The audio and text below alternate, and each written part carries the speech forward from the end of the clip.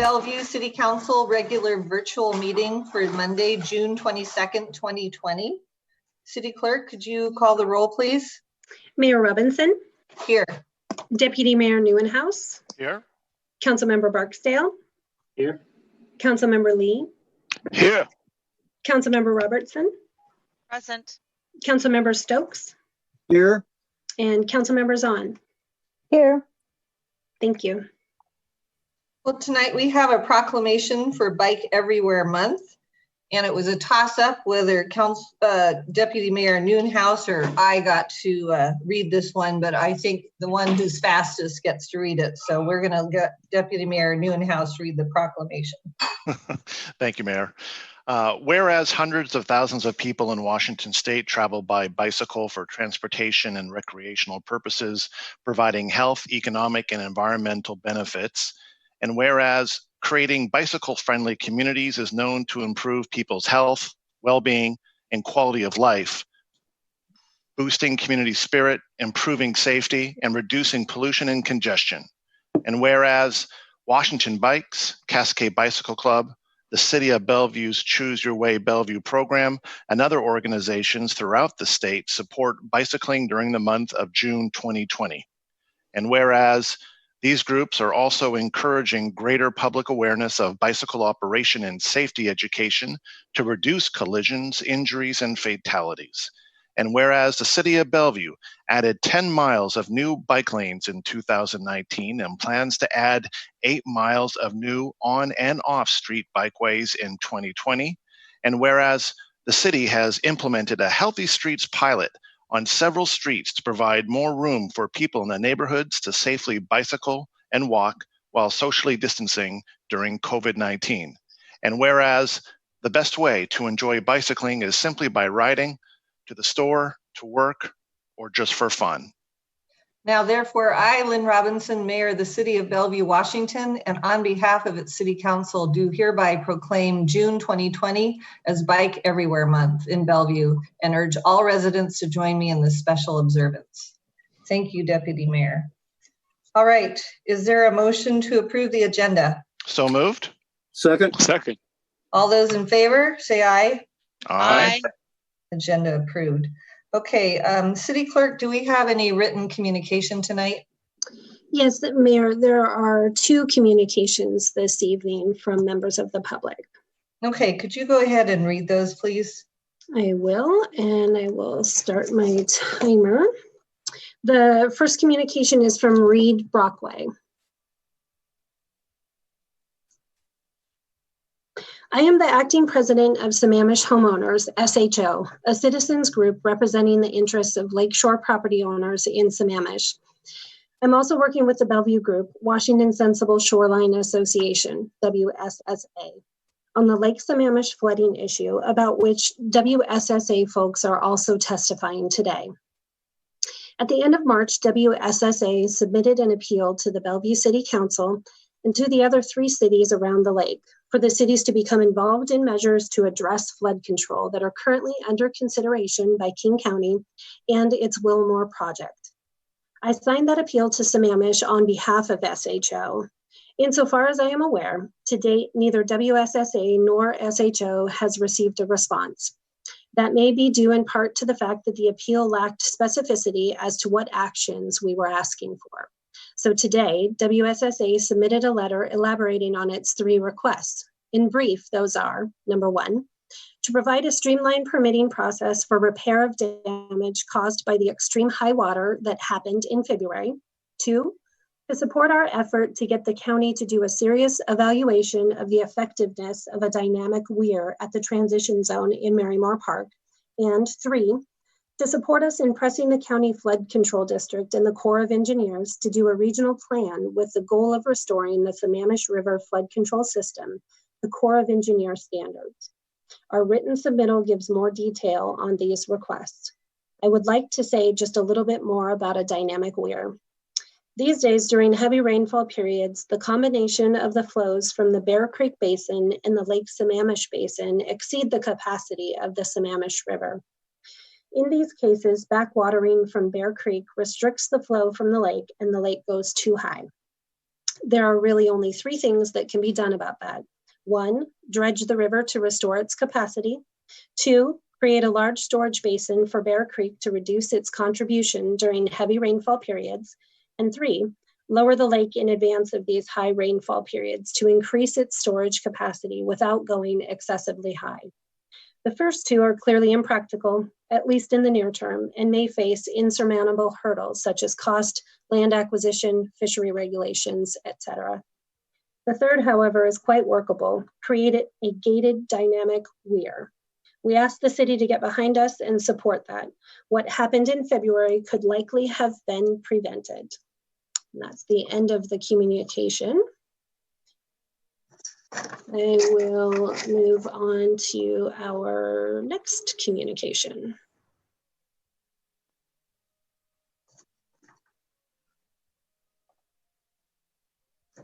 Okay, technical difficulties. Excuse me.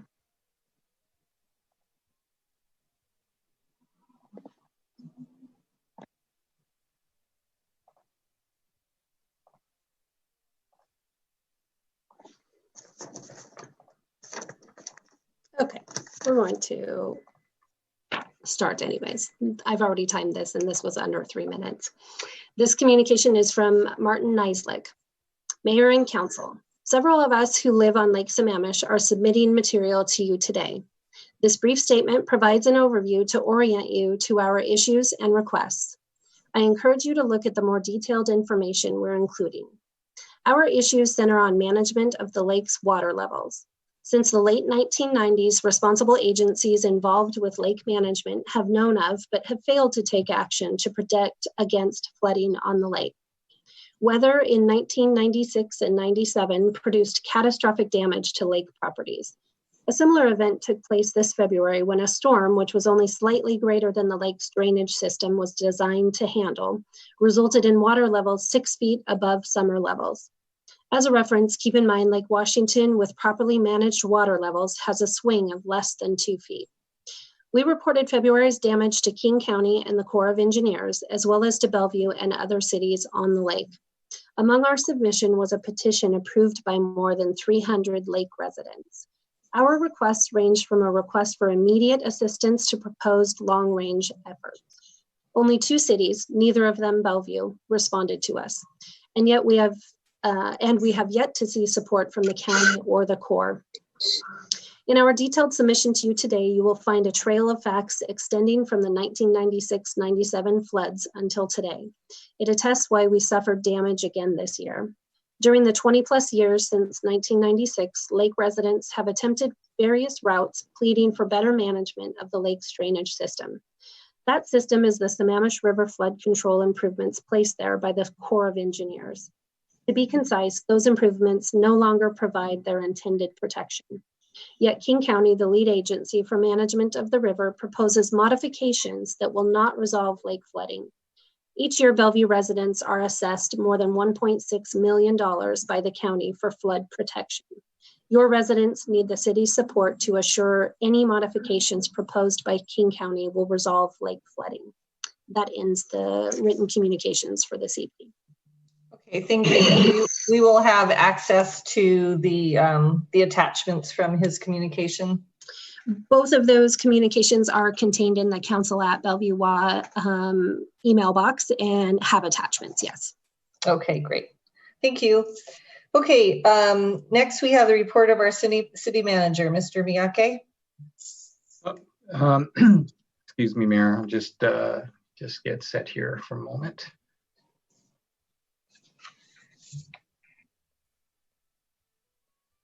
So I'm sorry, I was just looking at the order of the agenda. I have no report this evening out of the city manager's office. I will provide some opening comments on the budget workshop. Right, and that is what's next. So why don't you go ahead and do that? Okay, thank you. Thank you, Mayor and council members.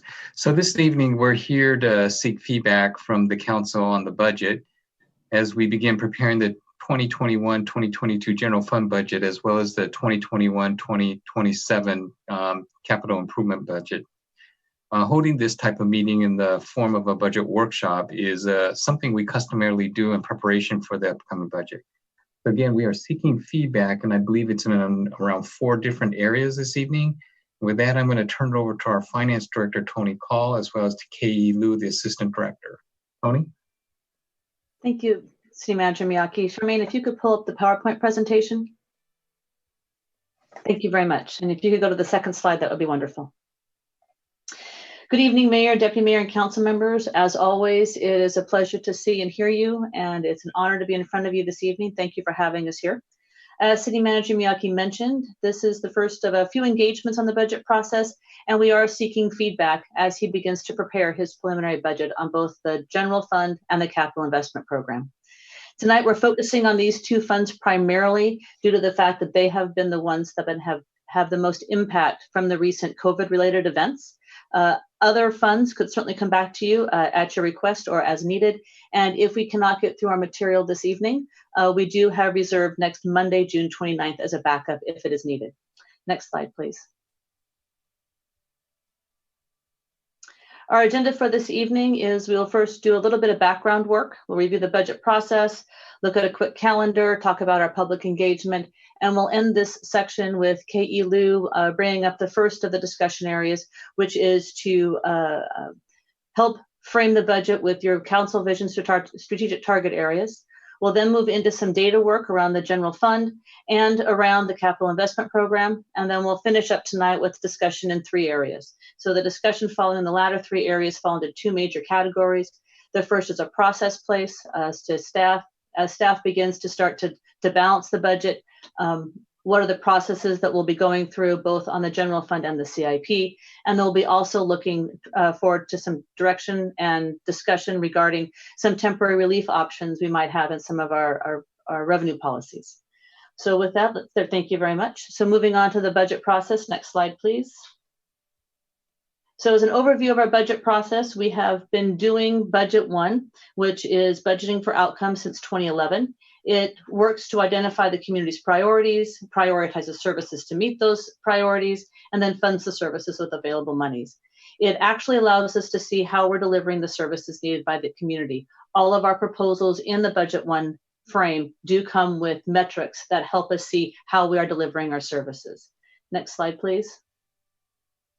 From an internal process perspective, this is what is currently happening as we move through the Budget 1 process. All departments submit all their services, programs, functions into the budget process through a venue called a proposal.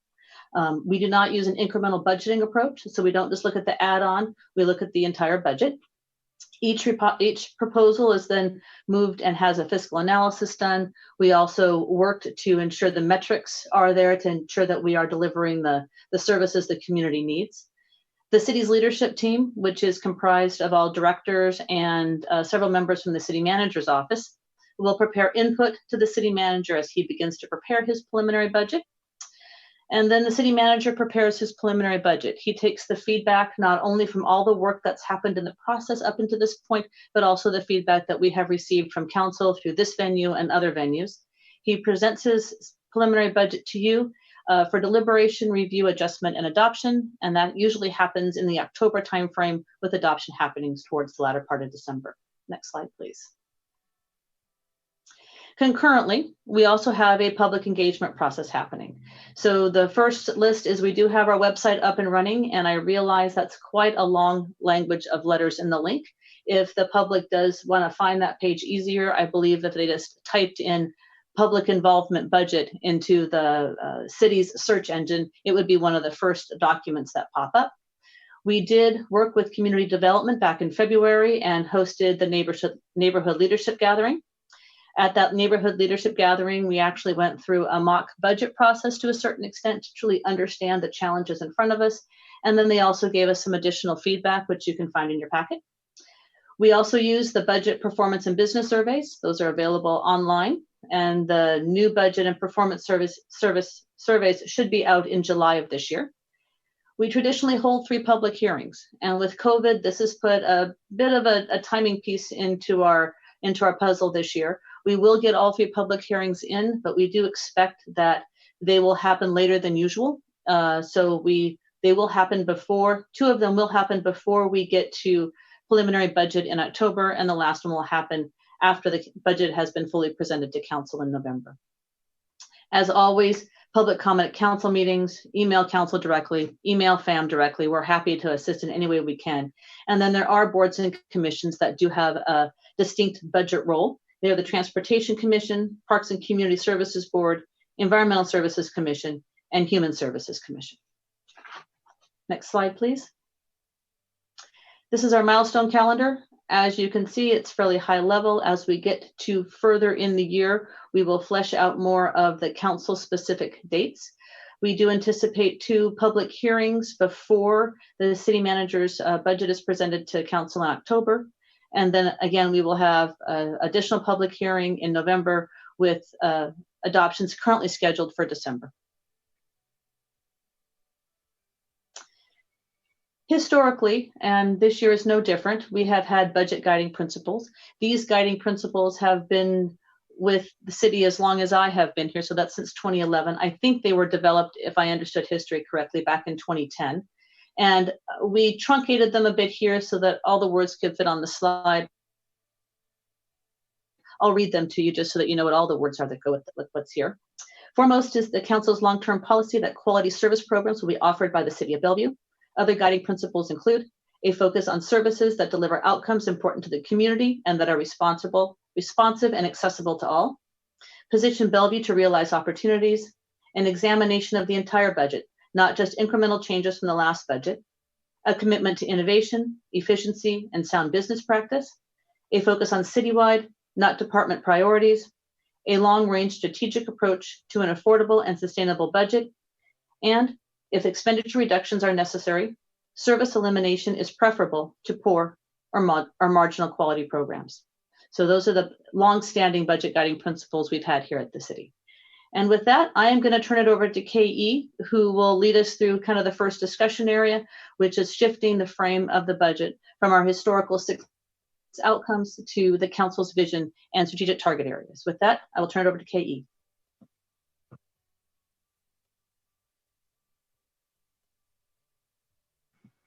KE, you may be on mute. Okay, thank you, Tony. Good evening, Mayor, Deputy Mayor, Council members, and City Manager. Thank you for having us here tonight. The one area of change for the 2021 and 2022 budget concerns how the budget is framed. Next slide, please. Historically, the budget has been framed by the 6 outcomes that are displayed on the slide. These outcomes have been used since 2011 through 2012 budget and predated the council's vision document. They have served us well in the past, yet they also have caused some confusion between history and the current council vision. We have displayed the budget 3 ways in the last few budget cycles. We displayed them by outcome, by department, and by strategic target areas, which causes some confusion as the titles are similar yet slightly different than the council's updated strategic target areas. Next slide, please.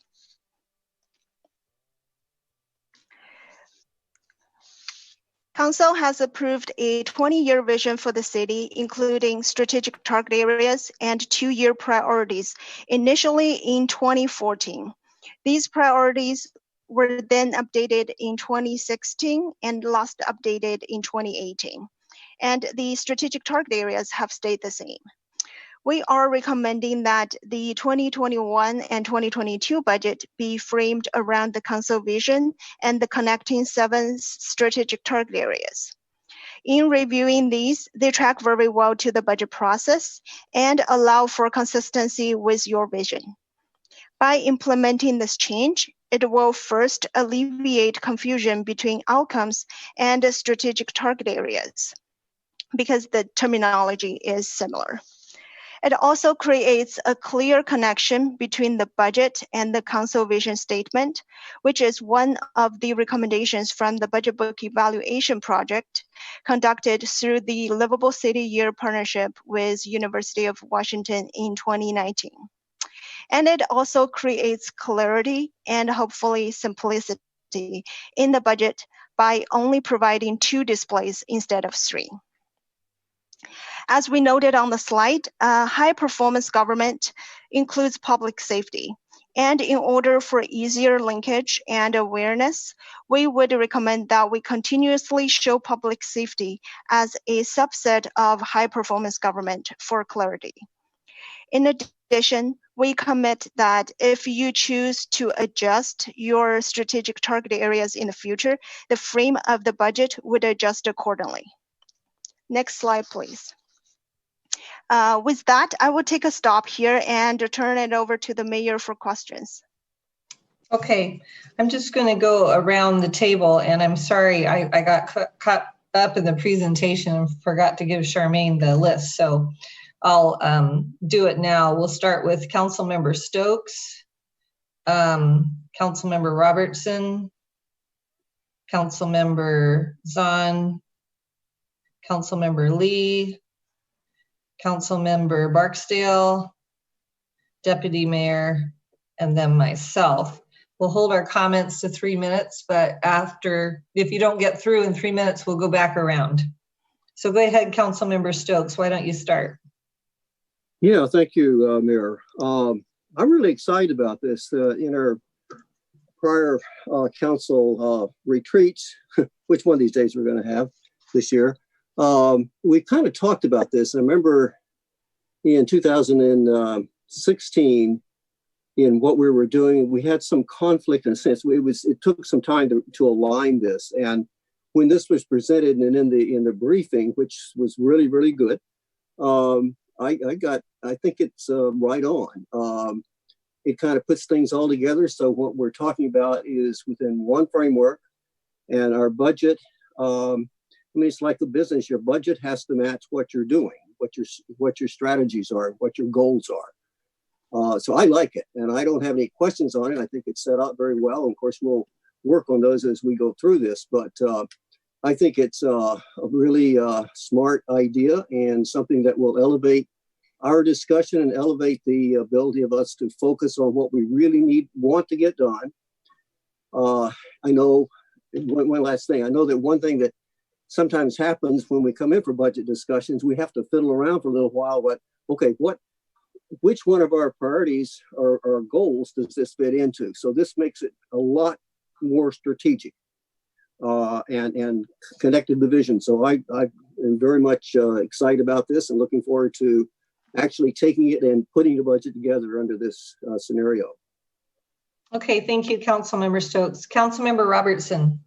Thank you very much, Mayor. So, yeah, the question is, am I comfortable with revising the frame of the budget? Yes, I am. We developed the outcome-based budgeting. Boy, I think it was in 2011 or 12 that we first started that. And it's been a really effective tool for us on budgeting for outcomes. But since that time, we developed the strategic target areas, and we have goals and such to those, and that's been used for budgeting. So it's nice to be singing from the same set of notes where we're calling the topics the same thing. But I do agree, we used to have safe community as a specific outcome area.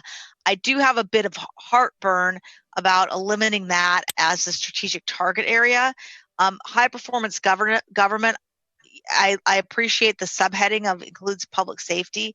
At a minimum, we need to have that subheading every time, but it's the only one with a subheading. So I'm wondering if we might want to have a safe community target area in addition to high performing government, because while it's really important that our police, fire, and medic systems perform very well to get us the safe community, it's not really something that when people see high performing government, even with the includes public safety, that would make sense to them. And so some of these target areas are hard to explain in terms of budget categories, like Bellevue, great place where you want to be. It's a little bit different. I mean, but then again, I'm used to the outcome-based budgeting, and so this is something new. But I do think we need to have more transparency, whether it's changing the name of high performance government to effective, city government for a safe and vibrant community. something like that, or having this, probably my last choice would be to have this subheading, or creating a new safe community subheading. Either one of those I think would be a better and more transparent target area descriptor than the one we have today. Thank you. Okay, thank you. Tony, did you have a comment, or Kay, did you have a comment? No, that was a great feedback. Thank you. Okay, Councilmember Zahn. Yes, thank you. I appreciate looking at streamlining and getting to clarity so that our budget categories matches up with the council vision and strategic target areas. I think it reduces the amount of staff time generating multiple versions of information, and it provides clarity.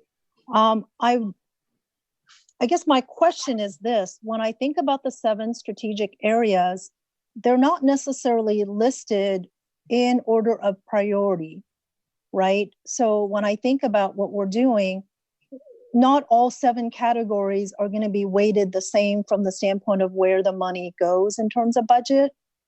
So I don't know if we want to look at how that's ordered so that the highest priority items are listed first, or if we need to do anything there, but it's just something that came to mind. And then the other one is I'm not sure why we would be going from safe community to public safety, because to me, public safety is about safe communities, and I like that title and wording better than just the word public safety. And I agree that it seems like that it's odd that we would have that as a subcategory only in one of the 7. So that may be one of the areas that staff could take a look at and get back to us on. Okay, thank you, Councilmember Zahn. Councilmember Lee.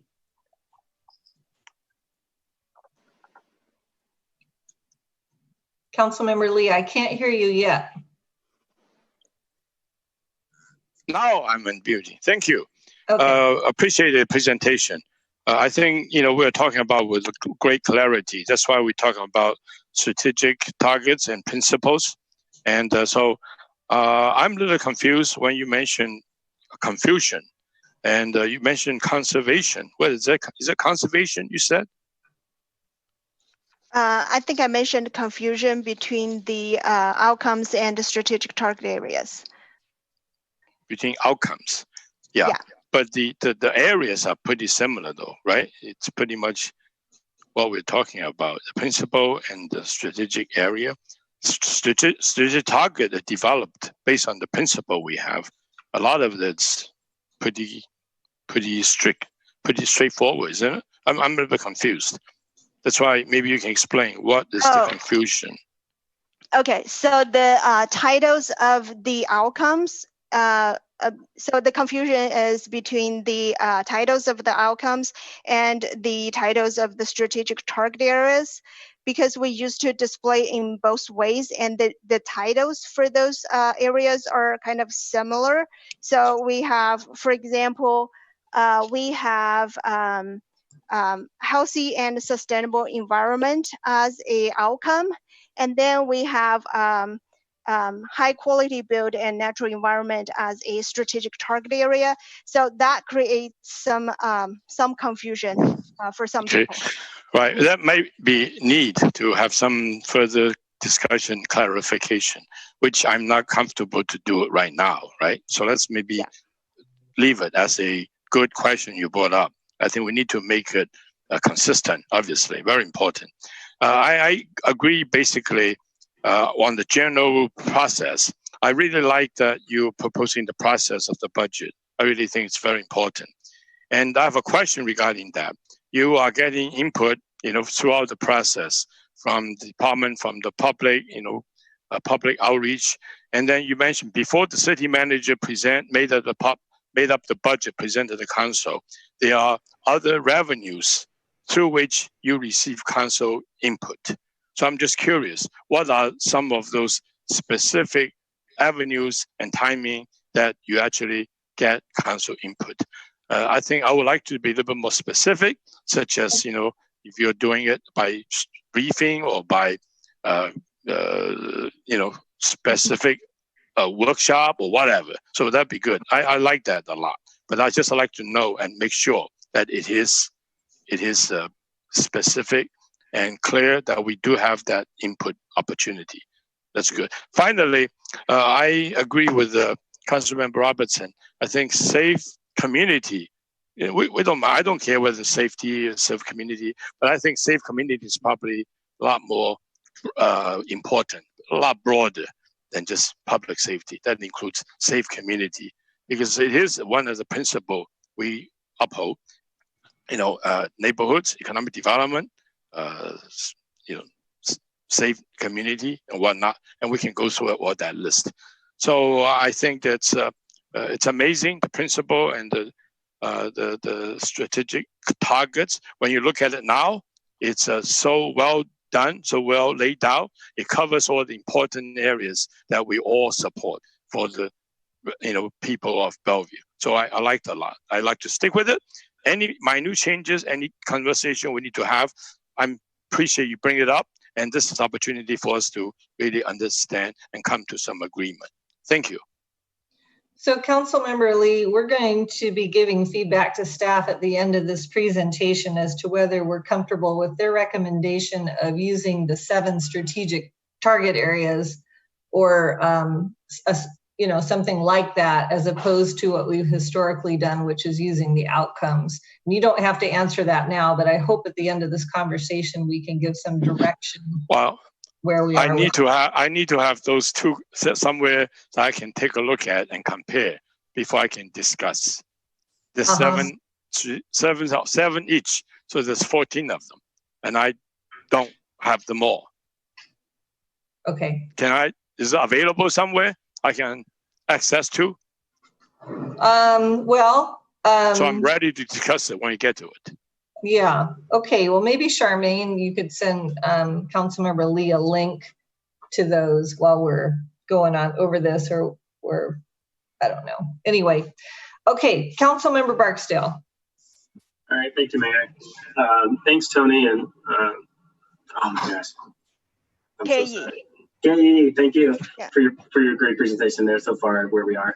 And I like bringing the budget into tighter alignment with the council's strategic target areas. I'm sure there's going to be a bit more work, especially after our upcoming retreat. So I don't expect it to be perfect this round. And even as we move forward into the next retreat, I'm sure some other areas will also surface. Like I'd love to see cultural amenities and expression as a top category in there somewhere, right? But we can talk about that at the next retreat. And I have a couple of questions here in terms of the public hearings. I think I saw that there may be a risk of or something related, to not being able to meet. Do we have a backup plan for that? Sort of like a process similar to rulemaking where there's sort of a discussion board or something where people can post feedback? Councilmember Barksdale, this is Tony Call. Yeah, I think there's a couple of different options there. We're working with the city clerk right now on trying to find the timing for those public hearings. So at the moment, we think we'll be able to hold them. If we certainly cannot, I will guarantee that we will find a path forward to ensure that we get public input. Okay.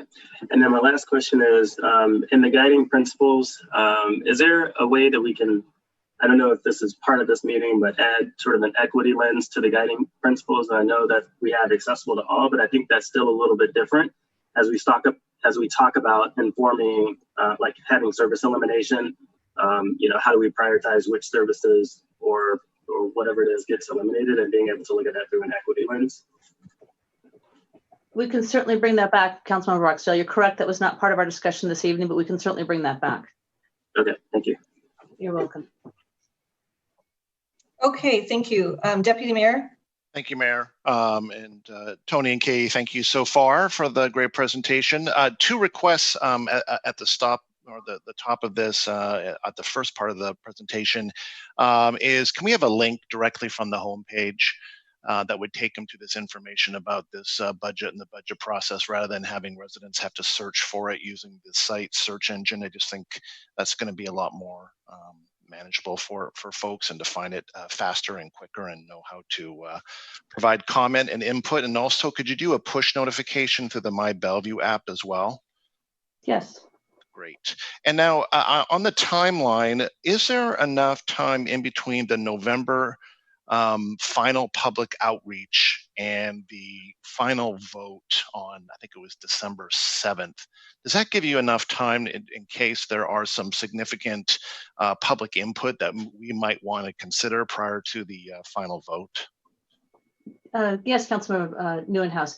We do look at that calendar pretty carefully as we head into the fall timeframe, as we're, trying to ensure that we're bringing the preliminary budget on a date which allows us a Monday between. Mm-hmm. I believe there's actually 5 Mondays in November this next year. Oh, okay. So we actually do get a bit of a calendar break just by luck of the draw. Gotcha. So I do think there is space in there. Okay. We certainly will, again, look at that in detail as we get closer. Okay, great. I know it's not your first rodeo, but I just wanted to double check that and make sure that we could react just in case we get significant public input during this process. And then, yes, I'm also perfectly fine with aligning this process with the 7 strategic target areas. But like Councilmember Robertson, I do feel like the public safety piece, I think we should take a strong look at that and pulling that as a separate category potentially. So just some food for thought there. And I think we'll have a chance to talk about that more at the end of this or near the end of this meeting as well. So thank you so much. You're very welcome. Thank you.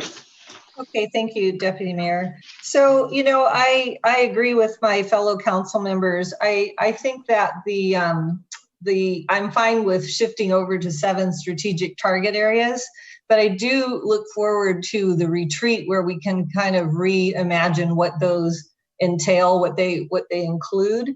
And I can see how the 4th one, great places where you want to be, could have a strong public safety and equity component to it if it doesn't already. And then just general high performance government with public safety and other things as well in that. So I think that's going to be a good conversation to have for this council, but I'm very comfortable using this as the template. So I'm fine with that. So go ahead, Tony. It sounds like we can move on to the next part of the presentation. Thank you very much. I'm going to let KE continue with kind of the data portion of the agenda. So she'll go through both the general fund from a data perspective and the capital improvement fund and talk about how much money we have in both of those places. So KE, turn this over to you. Thank you, Tony, and thank you, council members, for the feedback. The next section is the basis for the areas of discussion that Tony mentioned earlier. Both the general fund and the CIP will face difficult choices this year. It is a challenging picture, and the decisions in front of us will be daunting. Just last fall, as we closed the mid-buy, the city was in a fiscal status of being able to invest in certain areas. With COVID, our reality has shifted quickly, and now we must move to reductions in expenditures. I realize that this is a large shift in such a short time. Tonight, starting from the general fund, I will walk you through both the near-term general fund and the 7-year early look CIP to help inform your discussion later this evening. Next slide, please. As you know from our May 18th presentation, the impact of COVID-related events has been swift and substantial and filled with uncertainty. We have not in modern times had our economy shut down and then reopen. Council requested that we have for you tonight 3 planning scenarios built under the following major assumptions. These planning scenarios focus on the near term, the next few years. In your packet, we also provided a long-range forecast, though as noted, the further we forecast out, the margin of error increases, which means the less reliable they are. In this time of uncertainty, we're more focusing on the near term. The 3 planning scenarios are based on different recovery assumptions. All 3 have a reasonable likelihood of happening. They're built from talking with our neighbors and various economists. There is always the chance that without a vaccine, we could see something worse than this. Yet, based on where we are and with the information that we have today, we believe these 3 will align closer to reality. The three scenarios you will see in the next slide are rapid recovery scenario, moderate recovery scenario, and a moderate plus scenario. The moderate and moderate plus scenarios both assumes a 3-year recovery. As we learn more about the reopening and the recovery of the economy, these forecast scenarios will change. These scenarios are not predictions about what will happen. They are hypotheses about what could happen and how we should plan for each scenario if the recovery path aligns closer to one of these scenarios. The major assumptions included in all three scenarios are built from the mid-buy. As with all forecasts, they are best guesses today, and it's informed by what we know today. In this case, there are uncertainties associated with all of them. Next slide, please. On this slide, you will see the three general fund revenue scenarios. You can see how they compare to the pre-COVID revenue forecast and their respective impact to the gap between projected revenues and projected expenditures if no actions are taken. How you can read the chart is the purple line represents the pre-COVID revenue forecast. At the mid-buy, we had projected steady revenue growth, and we were headed to a potential investment scenario. Then today, the three lower lines are these the three scenarios for our revenue picture right now. The blue line represents the rapid recovery scenario, and you can see the difference between the blue line and the purple is a $12 million gap that we need to solve for this scenario. The same way to read the moderate recovery scenario that creates a gap of 14 million and a moderate plus scenario that creates a gap of 60 million. The major assumption difference between these three are two things. First is how long does it take the economy to recover, and also how deep the job loss will be this year. The rapid recovery scenario represented in the blue line assumes that our two most economically sensitive revenues, which is sales tax and B&O tax, they will recover within 2 years to their 2019 level, which is their pre-COVID level, by the end of 2021. As noted on the chart, it needs an expenditure reduction of 12 million. Then the moderate recovery scenario represented in the orange line assumes these two revenues will not recover until the end of 2022. That means it takes us 3 years to recover. As noted on the chart, this scenario requires an expenditure cut of 14 million. Then you have the moderate plus scenario, which is represented in the gray line. It has the same sales and B&O tax assumptions with the moderate recovery scenario, which is the orange line, but it assumes a slight decline in utility and property taxes as well, due to the slow recovery of the economy. Some job loss become permanent, which impacts residents' ability to pay for property and utility taxes. It also assumes the permanent job loss will impact parks and other miscellaneous revenues. This scenario requires a expenditure cut of 16 million. As previously mentioned, COVID-related events has been a game changer, and the dust has not settled. We are currently in phase 2 of 4, and we still have much to learn.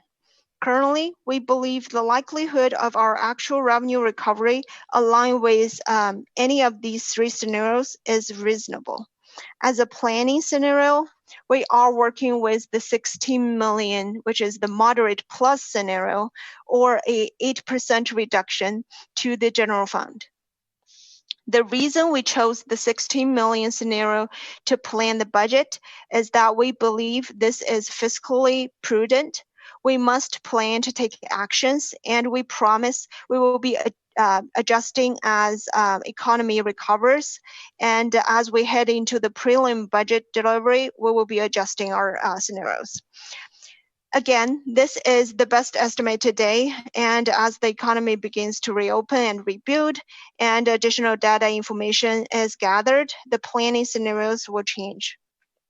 Next slide, please. As with the general fund, the CIP too will face difficult choices. As a reminder for historical practice, the CIP is a 7-year CIP, and every 2 years, the city builds the new CIP by adding 2 years to the existing CIP. In this case, for this year, it's year 2026 and 2027. In accordance with council policy and historical practice, as we add those 2 years of revenues, the first call on those new resources is to fund debt services. The second call is ongoing projects that maintains the city's existing infrastructure before building new projects. This is in alignment with council policy. And the third call is to continuing projects that is in the existing CIP. Historically, we have not eliminated existing projects that's currently in the CIP. The existing CIP has been adopted by council and therefore is our most current direction. After funding all these 3 buckets, the rest of the additional resource added in 26 and 27 can be used to fund new projects. Next slide, please. Based on best estimates today, the remaining new resource to pay for new projects is projected to be approximately $31 million in total for 2026 and 2027. This estimate is based on the moderate plus recovery option noted on the general fund forecast section. And as the forecasts are updated, the amount available will change. This is less than, this 31 million is less than the historical funding amounts due to the reduction of revenue estimates from COVID-related impacts. There is always the chance of new revenues coming into the CIP in the form of grants or stimulus funding. As those packages are passed at the state or federal level, we will be ready to capitalize on those funding sources. With that, I will turn it over to Mayor for questions. Okay, thank you. Great presentation. So let's go ahead in the same order. Councilmember Stokes, would you like to make a comment or ask questions? Yeah, I make a first comment is overall, I think this is a great approach, and where I know staff is really focusing on all the variables and potential, and we have to keep it on a sound, prudent basis. At the same time, we have to be prepared. And that's the kind of the scary thing, and the promising thing is that we're not sure what's going to happen. I think too many cities, and what I've read, have kind of taken the worst case scenario and kind of freaked out a little bit, and we're not doing that. And I think that's the way Bellevue works. We're looking at different alternatives and what would happen in these different scenarios, and which means we have to make a lot of choices, but we do them in a practical way. So I think the overall approach on this is really solid, and I think we're in the right direction on this. And what Tony and Kayi are saying is that this is what we know now. Things could change very rapidly. This isn't the 2008 recession so far, and it's still up in the air. Unfortunately, projections made on some states that were overly optimistic have fallen apart, and even in cities that are, I mean, it's kind of dysfunctional out there in some ways, but it could explode on us. We could have another wave, or we could get a lot better. So we don't know at this point from that. We're going in a certain direction. So I think we're being very prudent in that case also. And Bellevue, I think, is in a very, very good position comparatively. It was exciting to note that Some of the buildings that people were talking about, they're going ahead. Somebody bought a big piece of land recently. Bell Square is going to open up. Bellevue Collection is going to open up on June 30th from 11 to 11 to 7. So I think it's a lot of preparation for going forward, and so that's positive. But again, having gone through a number of budgets and working with Tony and her staff, I'm very confident that we're on top of this. So I think it's very good. I do want to get back and say, in general, I really do think that the 7 categories are very solid. Each of those could be taken apart and elements could be taken out to look at individually. I don't think we should go from 7 to 10 to 14 because we have some, well, what about this one? We want to highlight it. And I think the mayor's comment was very right on point, is that, for instance, the safe city is more than what I think people are thinking that means in a sense, or want to have at this point. And it's probably guided by some of the troubles that we're having around things. But safe city means a whole lot of things, including safety in terms of traffic, safety in terms of a lot of different things. So I think we can work these elements into the 7 pieces we have. Because once you start picking off one, then we're going to be in a real, okay, I really want this one too. Why can't we parse this one out? And then you get to the point where it's not very helpful, because then you have 10, 15 priorities. So I really strongly feel that we've come up with a very solid, workable 7 category plan, and we can put the different elements into those and highlight those where they should be in a good way. So I'm very excited about this and ready to go forward. And also knowing that 2 months from now, we could be having a really different conversation one way or the other. But I'm fairly optimistic on where it's going. So I'm just looking forward to actually getting this in place, starting having the hearings and having our discussions and getting this moving forward. So thank you. Thanks, staff. Thank you, Councilmember Stokes. Councilmember Robertson. Thank you. So, I was thinking back on the lessons we learned from the last downturn, and we had some. We had when the fiscal collapse of the late aughts, I guess you call them, happened, and we were budgeting in 2009, 2010, 2011, 2012. It was very, very difficult. And one of the lessons we learned during that process was that to pay attention to the things that affect the service to our residents, the government service to our residents, businesses, other customers, and pay attention to things that show and don't make short-term gains for long-term losses, right? So, for example, we didn't trim the grasses and plants next to the roads as often, or we gave up doing it at all. We had a lot of complaints about that. It was a relatively small cost. It keeps the city looking good. It keeps people investing and wanting to live here. That was a mistake. You don't want to, for example, not maintain the roads to the extent that by delaying an overlay for so long that you then have to dig it out and do the subgrade, for example, because that is way more expensive. It's one of the reasons Bellevue does overlays so often. So you want to make sure you don't want to have things that are going to cause a public safety problem, and you don't want to have things that make it harder for people to do business in Bellevue. So those are some of the lessons we learned before. So with those in mind, and if staff has others that we learned from back in the day to share with council, that would be helpful. But with those in my mind, the things that I'd like to kind of keep our eyes on as we build this budget are fourfold. One is making sure that the money that we appropriate to help businesses get going and redevelop and make that, make the downturn into a V that's a faster upturn, I think is money that we should not cut. It's money that we might even want to increase.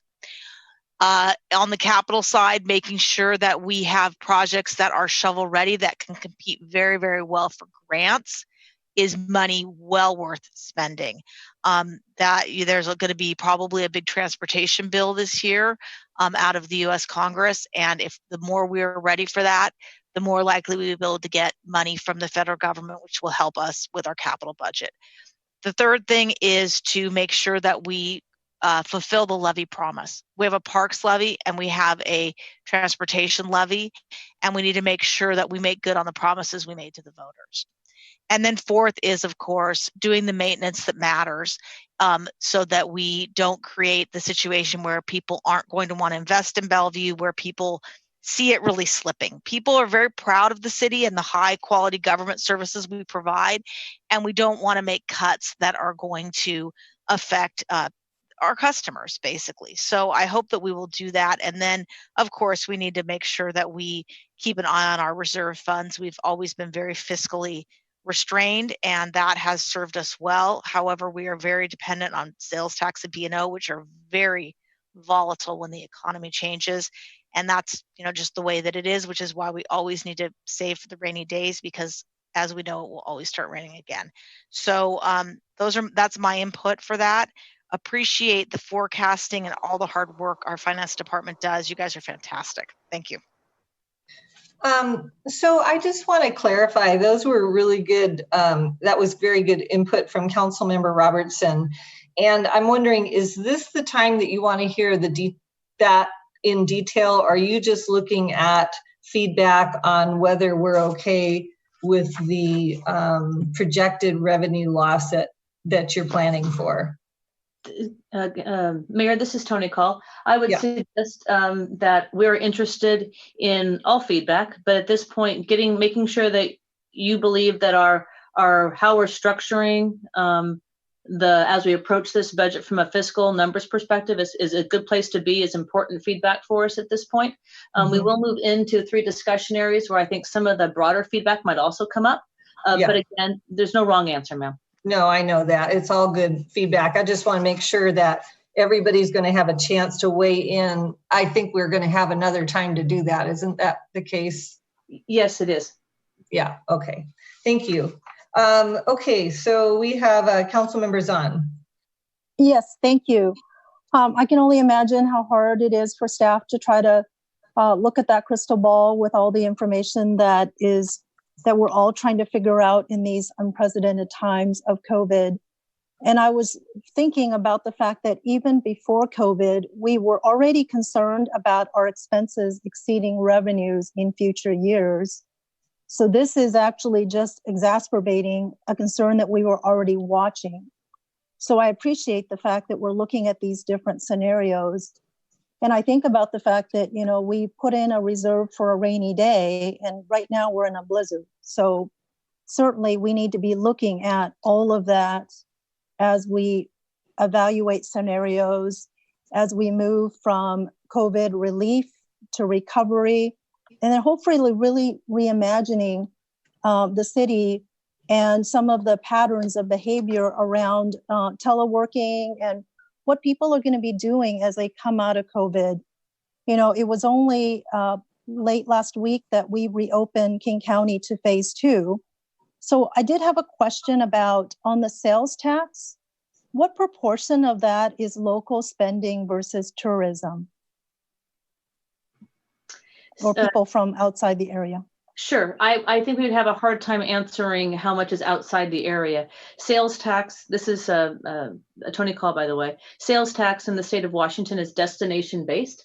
So it's where was the product received is who gets the sales tax. So anybody who is making an online purchase right now and that delivery is happening to an address within the city of Bellevue is receiving that sales tax. So if someone out of the area is purchasing something, and it lands in, like, for instance, let's say it's somebody from Spokane, just picking a city, and they are purchasing something from Bellevue. When that package gets to Spokane, Spokane receives the sales tax. Okay, let me rephrase my question since we're reopening, right? So as Councilmember Stokes talked about, Bellevue Square is opening on the 30th. I'm really looking at, as we look at the sales tax and the spending, right, we are going to be reopening for tourism. As I understand it, Delta Airlines just announced that they're going to be reopening for some international flights. So that really goes to how quickly our economy is going to recover from a revenue standpoint.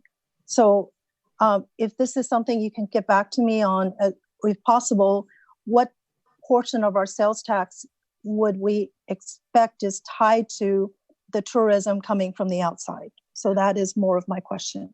That's a very good question. We would have a hard time getting to an exact answer. I am fairly confident we could get to a range of some sort. Okay, a range. But I'm not sure we could get to a complete perfect number.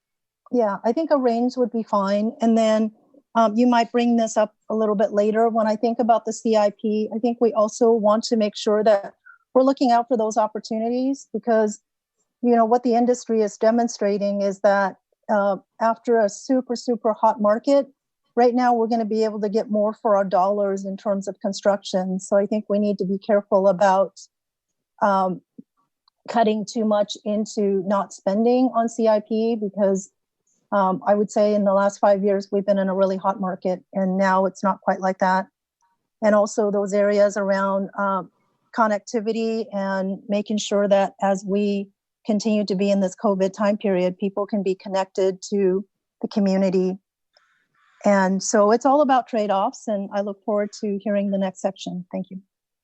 So I will just say, I think Councilmember Zahn is asking, and I might be wrong, Councilmember Zahn, so correct me, but asking for that chart that shows, like the pie chart that shows the percentage of revenues and where they come from, what industry it comes from, what's, you know, whether it's tourism or retail sales or whatever. So maybe in our next budget talk, we can have that available so we can see where the losses are coming from.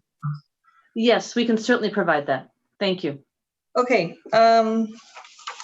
Next, we have Councilmember Lee. Thank you. I really appreciate what the staff has done. As you all recall, I was the one that asked for developing, you know, more scenarios to look at. I think they've done a great job. And so just quickly to dispense with the first question they are looking for us to answer is the three scenarios and how to address those, you know, with different amount of money. I think as long as we know where we are, we can get to it and we can manage it, we can fix it. And but that's where the challenge is we are looking at the extraordinary time, a scenario which we don't know what it is. You know, we only can make the best guess we have. And the key is that we have a process, and we have a capable staff, and we have a council policy and principle that can enable us, lead us to go through and manage and overcome whatever uncertainty is ahead of us. So we don't know what's going to happen. So, you know, I don't want to waste my time just saying, well, this is what's going to be, and that's going to be what we're going to be doing. We don't know. Okay, so the important thing for me is the process. That's why when we go back to the question that's raised, I really appreciate the staff bringing this up to us, because in a way it's necessitated by this COVID-19 situation. We're looking at examining principle versus strategic target areas. Principle is our value.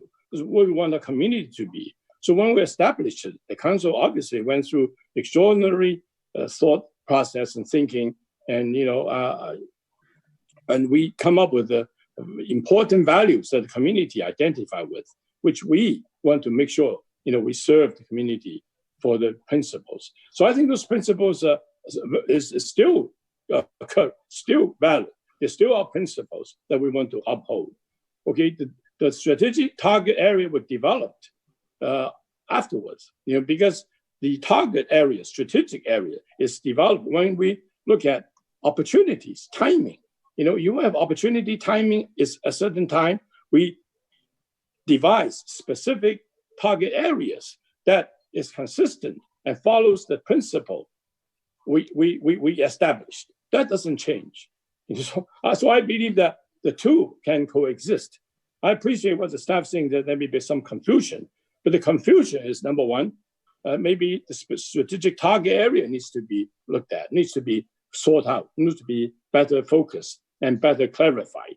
How does it compare with the principle that we established? As example is the safe community. at the time, safe community is very general, very broad, okay, include a lot of things. But if the timing is such that we need to make some decisions that address some specific areas within public safe community, we do that. We do that.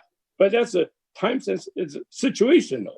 And now we are going through the COVID-19. We don't know what's going to happen. That's another extraordinary circumstance that we need to be looking at. I have no concept. I believe the staff's done a great job, mostly, but none of us know what's going to be. What is the strategic thing we need to do to address certain things that we can take advantage of, such as Councilmember Robinson mentioned, perhaps transportation might be the topic, the area that we can strategically seize upon because federal government, everybody's looking at. This is where we go for it. And strategically also, we talk about specific pressure and requests and concern about our police department. That's another strategic area we can look at. But it's just part of a piece of the principle we establish, safe community. So I don't think we need to change any of that stuff. But it's just a matter of now, our job, the staff's job, is looking at where we are today, what circumstances we have, what opportunity exists, what barriers we have to overcome. Then we develop those strategic areas to accomplish the overall goal of safe community. This example. Same thing with economic development. We want economic growth, but how do we go? Where do we grow? In technology or in what, right? But that is the opportunity that comes, and we need to seize upon that. So I don't think that's in conflict. So I'm really glad the staff has raised it, and it's necessitated because the COVID-19 that really pushed us in an area we don't know what we're going into. So I really appreciate staff thinking about it, and I appreciate council really working at it much harder than we normally do.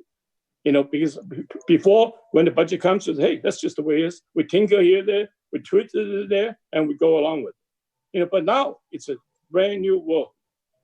Give us opportunity to look at this. And I believe that it reinforces in me. Let's look at the principles. I believe those are the principles, exactly what we uphold for our community of Bellevue. Then let's develop the strategic areas and see which one is appropriate at what time, at this time, in the future, in the next 6 months, 1 year, 2 years, whatever time it takes to recover from COVID-19. Some might even be wiped out and clean. We don't even think about that anymore. But, if we hold the principles, we will find whatever that is relevant, that opportunity is, and we can work on. We can make Bellevue a community, a safe community with economic growth, all that stuff we're talking about. So this is my 2 cents worth. Thank you, Councilmember Lee. All right, Councilmember Barksdale. All right, thank you, Mayor, and thank you, Katie and Tony. Just one quick question in terms of, given the uncertainty and ambiguity around responding to COVID, and by the way, I appreciate your effort to put these forecasts together. How tight is the loop between understanding our economic activity and forecasting? And I'm asking to get a sense of the ability that we have, the extent to which we can adjust our indicators as we learn more. Councilman Barksdale, are you asking how fast can we, and I'm paraphrasing back to make sure I'm answering the right question. How fast can we adjust our forecast based on economic activity? Is that the question? That's it, thank you. Oh, you're very welcome. Actually, quite quickly. Katie Lou and her team does quite a phenomenal job, and they are constantly tracking economic activity. We get data monthly, and if we see a shift and a path that's different than what our current forecast is, those assumptions can be adjusted quite quickly. It's not like a 2-month effort to update the forecast. It can be done within a matter of days if necessary. Awesome, thank you. You're welcome. Okay, thank you. Deputy Mayor Noonhouse. Thank you, Mayor. A lot of good comments and questions by my colleagues already. I agree that I think this is a good approach. I think staff has taken a very solid, thoughtful, and structured this right. I want to thank Conrad, Councilmember Lee, for requesting the 3 different scenarios here. I think that's very helpful, and I think it's also very prudent that we are taking the moderate plus gap approach. As you just answered, Tony, we can very quickly adjust per the economic activity that we're seeing. Personally, I think Bellevue was going to come roaring back very, very quickly. However, there are so many different scenarios that we could look at, and so many different things that could happen between now and the end of the year or next year. So again, I think we're taking the right approach. Appreciate the hard work and the effort and the thoughtful approach that you've taken in this, and happy to keep moving forward here. Okay, thank you. So this, just a couple of comments. It sounds like we're hoping for the best, but planning for the worst kind of scenario, which I ascribe to. So I think that's a good idea. I have a question. About a month ago, we talked about a projected revenue loss of 27 to 30 million. Is that still on the table, or have things improved? Is this just a portion of that total revenue loss that we're looking at right now? Mayor, this is Tony Call. So that was back on May 18th. And on May 18th, we were primarily focused on our current year of 2020. Mm-hmm. We are still, based on data that we have received on our current sales tax, still projecting that 2020 will have up to a $28 million revenue loss this year. So that's all actual this year money. This look is actually in the next 2 years. So, so it does get better, I guess, if you can consider 16 million better than 28. Yeah. Okay, darn it. Wish I hadn't asked that. Okay, so I'm very supportive of your plan to go with the moderate plus, and it'll be interesting to see how we work with that and how it actually plays out as we move forward. So go ahead with the rest of the presentation, please. Thank you. Charmaine, next slide, please. So the last section of this is really looking about a variety of approaches to how we can address budget balancing. We'll have 2 discussion areas surrounding process, one for the general fund and one for the CIP. And then we'll have a middle area to talk about, which revolves around looking towards some sales tax flexibility and some temporary options that might provide us some flexibility with the uncertainty we're facing. Next slide, please. As KE just described, and as you all have just discussed, the budget balancing this year will be a challenging effort. In order to reduce the general fund by 16 million or 8%, we will have some level of service level impact. I'm not sure how we would get around those numbers. The CIP will continue to be a revenue constrained CIP, and with only $31 million of funding, and that funding not available till 2026 and 2027, again, challenging decisions in front of us. I can guarantee you our project list is substantially longer than $31 million. We do have some tools to assist. Councilmember Lee spoke at these a few minutes ago. We do have our budget guiding principles, our financial policies, city code and ordinance, and our council vision statements all help provide direction to staff as we begin to balance our discussions. And so with that, I'm going to jump into our first discussion of 3. And the first one will have to do with our general fund process. The middle one will have to do with temporary sales tax policy adjustment. And the last one will be on the CIP process. So starting with the first phase. So balancing the budget this year will be a challenge. We do face the fact that we will have expenditure reductions. So as staff begins to formulate all the inputs that we can grab to say, how would we find where we can have a reduced level of service that still may have an acceptable level of service and allows us to ensure program continuity in other areas. How can we find those places where we would be able to reduce and still have an acceptable level of service? We have 3 data sets that we'll be looking at this year. So the first one will be a metrics analysis. We'll be looking at all proposals that come in the door have metrics, and we will be working to attach those and make sure we're delivering on the council vision and strategic target areas. And of course, we will use our existing surveys that exist out there as well. The second set of data that we'll be pulling is our past budget processes. So historically, in our budget proposal rankings, which are actually done under the Budget 1 process, we have rankings of proposals, and we'll look at those to see if we can find a place where a reduced level of service may be appropriate. And so we'll be looking at that space. And the third set of data is we have told the organization that we are looking towards an 8% planning scenario for the general fund. And the organization, through all of the directors, is developing 8% reduction packages now. that will be a third set of data. So we'll have a set of data that comes from the experts in all the various departments. We'll have a set of data that comes from our historical budget work, and we'll have a set of data that's current based on the metrics we have today that support the council vision and the strategic target areas, as well as our survey work. So the first question or area for feedback would be, is there another place that you would like us to put data together, or other areas of process that you would like us to do? You may not have anything, but if you did, it would help us for feedback now as we begin to find ways to balance the budget. Can we stop here to answer that? We certainly can. I'm going to let Councilmember Robertson have the first bite of the apple on this one, since she may have included some of this in her first comments. I did. Thank you. Yeah, I think one of the things that would be really helpful I don't know if it's so much as data as it might be text, which is lessons learned from the last downturn, because we don't want to repeat those. We did make some mistakes that required adjustment, and some of the same top people, not a lot, but some of the same top people in the organization are still here. So I think that we could gather some of those. One would be, for example, the lessons learned would be to make sure that you have those shovel-ready projects teed up, because as Councilmember Zahn said, the contracting situation right now is a lot more favorable. And that was a lesson we learned. We did a lot of capital projects during the last downturn for less money than the cost of inflation. I mean, less for the cost of money, less than the cost of inflation. And that teed us up for the massive growth we saw following that. So that would be a positive lesson learned.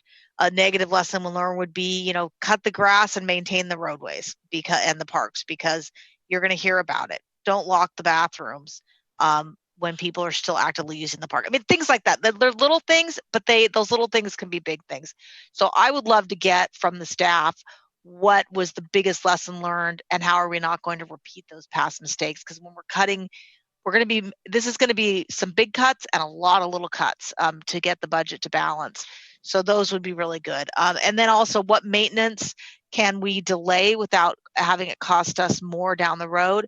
And also, what projects can we, because slowing things down a year or two will certainly help with the cash flow situation over the next 2 years for operations and 6 years for capital. So those, I think, would be really good. And what do we need to do to meet the levy promise? So maybe that might be the levy, might be a data set for what do we do to make sure that we make good to the voters who passed levies, so that we could do more projects. So, and that's actually, you're asking about the general fund.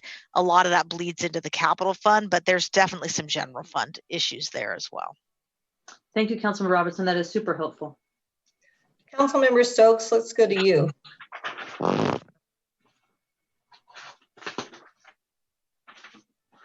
God, I had to punch that thing. I think Councilor Robertson's just mentioned those. We've kind of talked about those things which we need to do, and lessons learned are also things that we learn not to take actions to take because they had negative impacts further down the line. So it's going to be an interesting balance and how we figure this out. I think that we've got a good plan here, though. I don't know at this stage. For me, I'm going to have to look at these and see more detail. And one of the things we have to be careful about is not piling more on our plate than we can actually deal with, because it's pretty, you get this group together and we can come up with a whole lot of ideas of things we should be doing. So it's very quick. So I don't have anything else to add to that specifically. There's one quiet thing I had and I can't, it's gone out of my head. Anyhow, I think we're on a good path. I think these are the way to look at it in the data sets. I'm interested in seeing what is actually in those. And as I said, I think, and as other people have said, this recovery is I think it's still up in the air, but it's going to be, we're going to have to also be ready to move quickly on things. And that's something sometimes in the past we haven't done. And it should never take us, X number of years to do X or Y, because we lose a lot of, we will lose a lot of momentum forward if we do that. And Councilman Robertson mentioned earlier too about there's some things that are shovel ready basically, and we just need to get to that point and say, because anything that gets started in building is going to bring in revenue. And I think this is good. And the other factor in all of this is really continuing to have a working relationship with BDA, the chamber, businesses, the community. This is not just about the budget and what do we want now. This is going to be about a conversation about ongoing, how can we work together and move things forward. And I think that will have a lot of synergy that will help us through this. That's going to be very, very important, which again, I think is why we all feel that Bellevue is in a great place to be at this point, considering everything. I mean, you know, when you're in a really dire situation, if you have good things going for you, that really helps. And I think we're in a good spot. As far as more detail, we can come up to that later, but I think this is, again, a very good plan for how we come up with the budget balancing. Thank you. Councilmember Zahn, do you have some general fund input? Yes, I do. Thank you. I really appreciate looking at these data sets and asking the question. I would echo Councilmember Stokes about working together. So looking at regional partnerships, business. I think National League of Cities has been doing a lot of promotion around cities are essential, because we are still trying to get some direct recovery dollars to cities. And in addition, Tony, I've been sending some information being part of the Transportation and Infrastructure Committee for the National League of Cities that they are working very hard on getting that INVEST Act that's right now in the House and trying to move the needle on getting some of those dollars. So some of the latest information is actually getting more direct percentages to cities, which will be really helpful to us. So I think we really need to watch that very carefully and do the federal advocacy to get funds. I'm wondering, one of the other things they've been talking about is resilient communities. So as we look at these metrics and budget areas, really thinking about resilience is both making key decisions in the short term as well as the long term. So to the degree that we can look at what are those things that we need to take care of today for today's issues, as well as positioning ourselves really well for the future opportunities, I think will be really important. So I think as we look at lessons learned, not just within our own cities, but potentially through Association of Washington Cities or National League of Cities, I think that'll be helpful areas for us to focus. Thank you, Councilmember Zahn. Councilmember Lee. Hey, thanks, Mayor. It's important to look at the past, what we've done, but I believe it's more important to look ahead, especially with this COVID-19. One thing we know for sure, it's going to be different.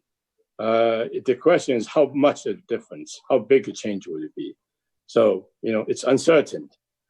So we need to be sure, we are doing things with the right process and to the right people. I believe we have the right people. Bellevue staff and Bellevue folks and Bellevue Council, we are, I think, if there's anything to say, the best there is. So we're the right people. But we have to develop the right process. And some of the things we need to develop for is innovation. Innovation. What is the new economy going to look like? How much is going to be changed? We don't know how much. We don't know how little. Maybe nothing will be changed, but maybe everything might be changed.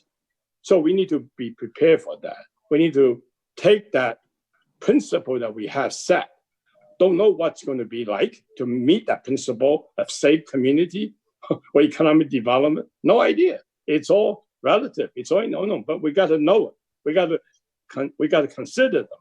We got to use the best judgment, use the best data you get from the past, from current, from whatever future we can get our hands on. We got to use those information and then figure out how can we based on what the social change, social condition, what people will be who want, what economy will survive, that will flourish. We have a lot of that. We have technology, we have cloud computing. All these high-tech things are in our favor. So we got to seize on those.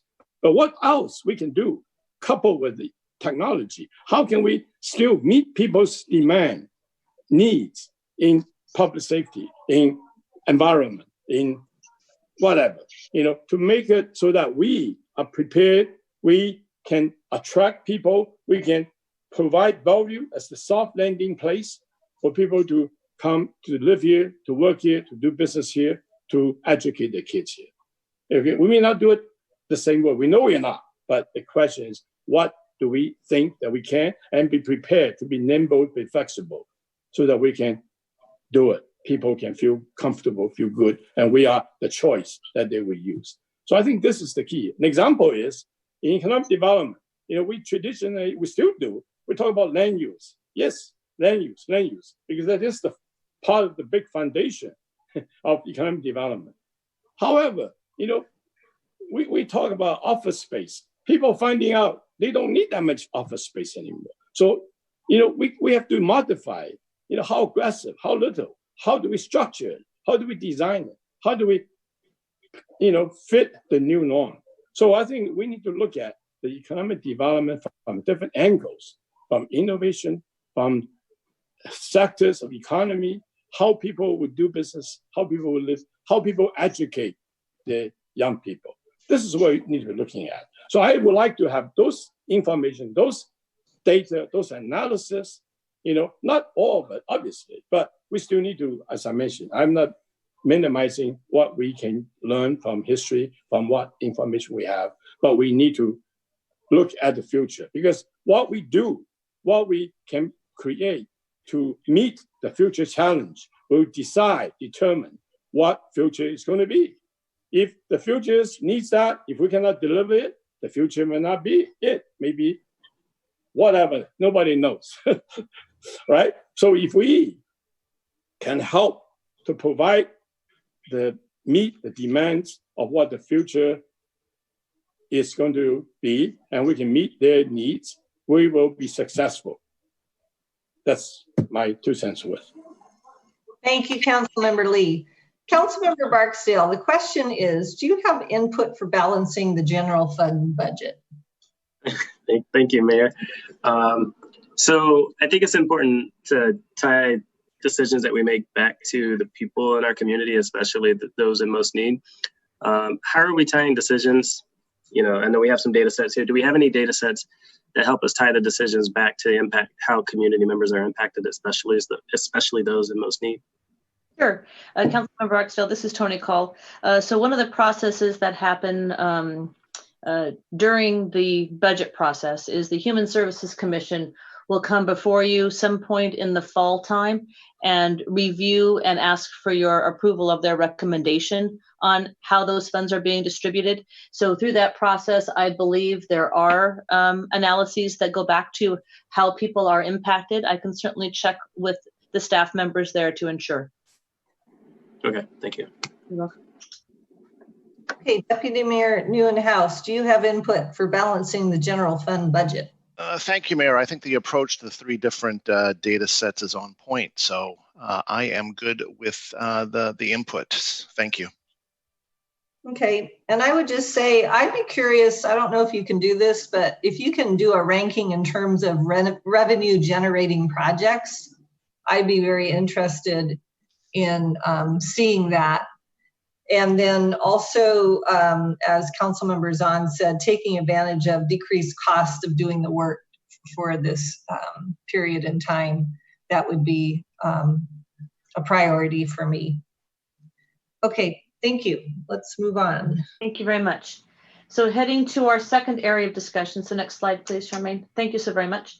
So heading to our second area of discussion, we are talking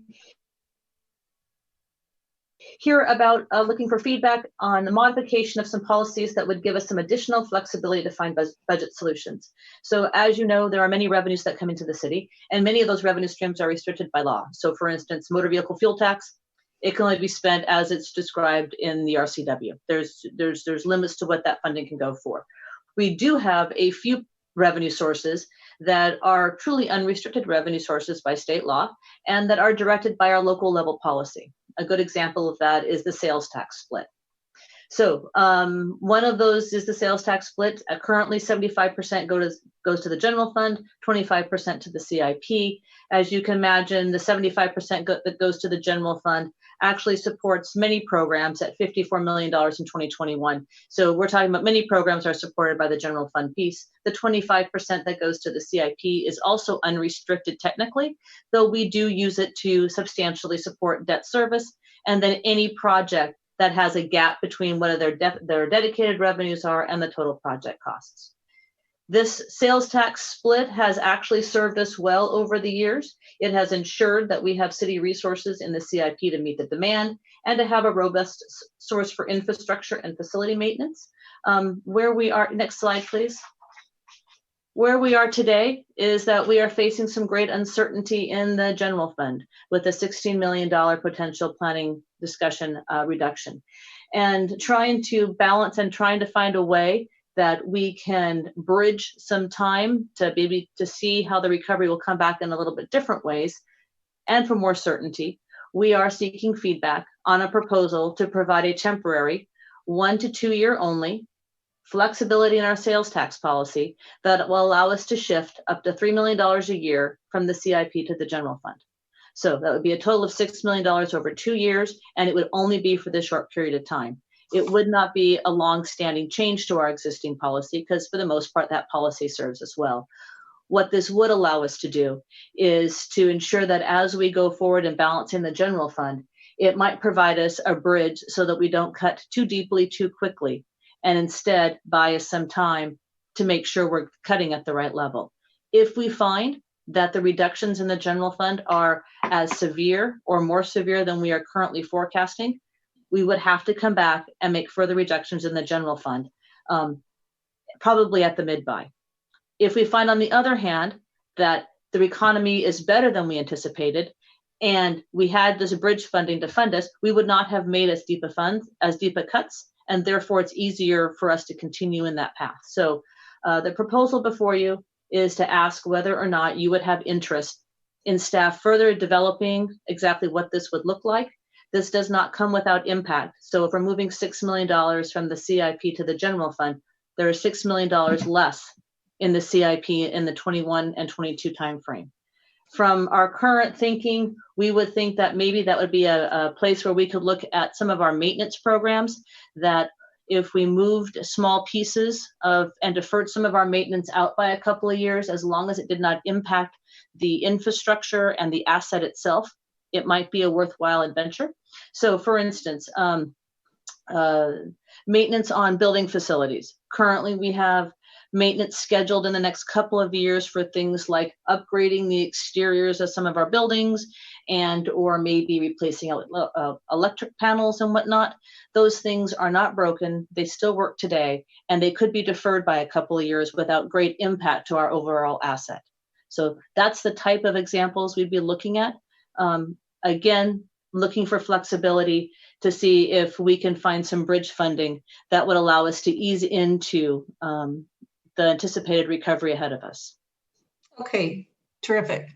So Councilmember Stokes, we're looking for feedback or questions on this proposal to do a sales tax split for 1 to 2 years only that would move $3 million from our CIP to our general fund. Yes. Yes, you're in support of that idea? That's the question, whether you ask if whether we were supporting.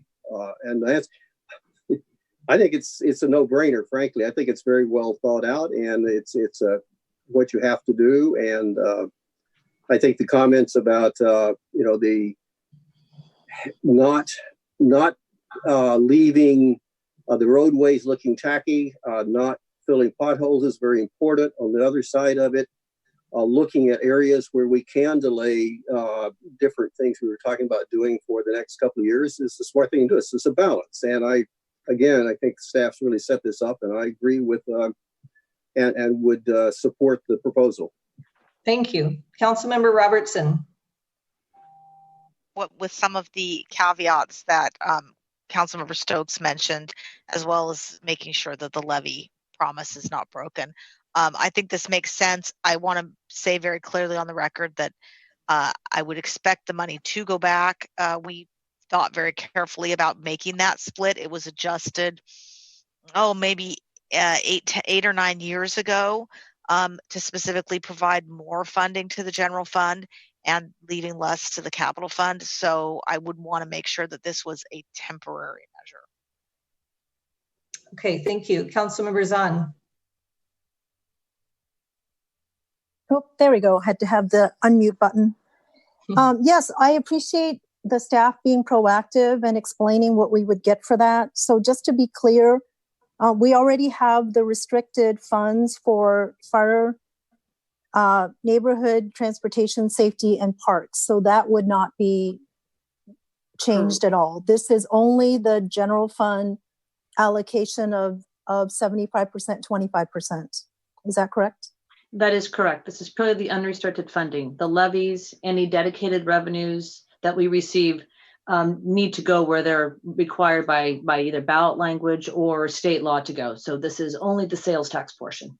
Okay, and we are voting on whether we are supporting staff developing a proposal to look at if we were to shift what it is, what trade-offs we would be getting in terms of what general fund outcomes we're trying to fund versus the capital. So we're not actually saying that we're absolutely going to shift $3 million. We're going to take a look at what we would be getting for that money in the general fund. Is that correct? We're supporting the flexibility to look at doing that. Okay.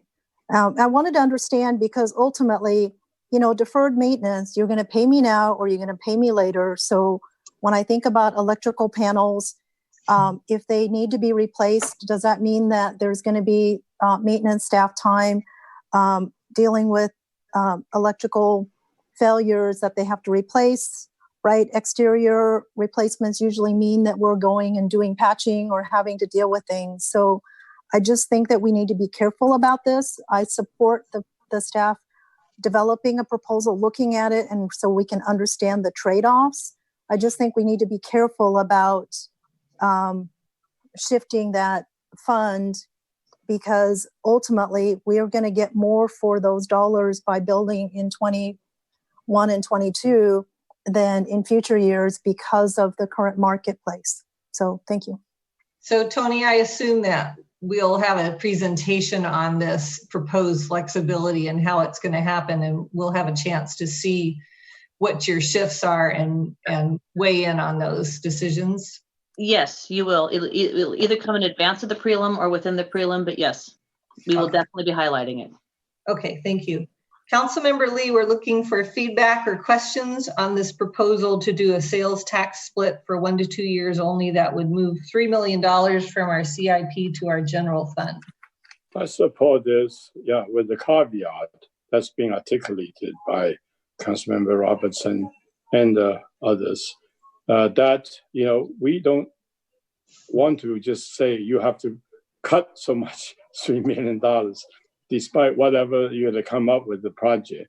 I think we need to look at what impact, there is in order to cut some of the funding from some project, from whatever project it is, and be able to make sure that does not impact the principle, the long-term future or whatever benefit we're looking at. That's one. People are not going to feel that it's going to be real impact to their quality of life, to their welfare. And two, it makes sense. We need to have some understanding of trade-offs and how do we recover that and what is long-term, short-term consequences. As long as you guys do that and you let us know and make sure we're in the loop, I'm happy with this. Thank you. Councilmember Barksdale. I support the proposal, and I like the suggestions of, having an idea of how we're going to recover those funds for the CIP and related maintenance. Thank you. Thank you. Deputy Mayor Newhouse. Thank you, Mayor. Yeah, another, I think, great suggestion by staff here. Just like a company might need a bridge loan for a temporary gap in revenue, I think this is smart and thoughtful and allows us to be flexible and nimble here.